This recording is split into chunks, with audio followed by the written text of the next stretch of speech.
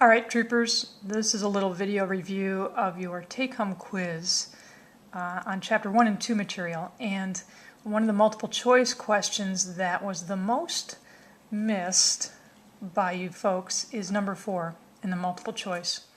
So the theme for that one is functional groups, find them and identify them. And what you need to remember, those of you who got it wrong, you may have double dipped.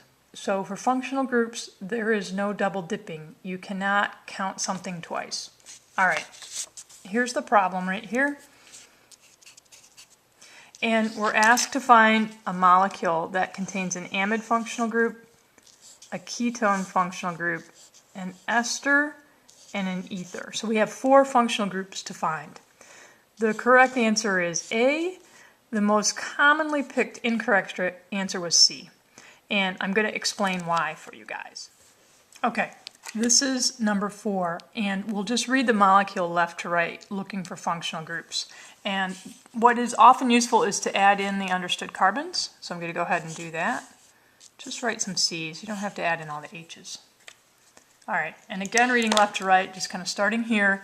The first functional group that we encounter right here is a ketone. C, carbonyl C. So we got one of our functional groups done. And the next functional group that we encounter right here is an ester, and that was another one that we needed to find. Okay, we have a carbonyl immediately attached to an oxygen. That oxygen's not attached to a hydrogen, it's attached to carbon. Same thing on the other side. And then the next one we find right here is an ether. That's our oxygen sandwich. Oxygen single bonded to carbon on each side. And then right here we have our amide. An amide is defined by a nitrogen immediately attached to a carbonyl. It doesn't matter what's on the nitrogen. So we just went over that choice A was the correct answer. Choice C was the most commonly selected wrong answer. And it does have an amide. It has a ketone right there. This piece. And then here's where the trouble starts. You cannot call this both an ester and an ether.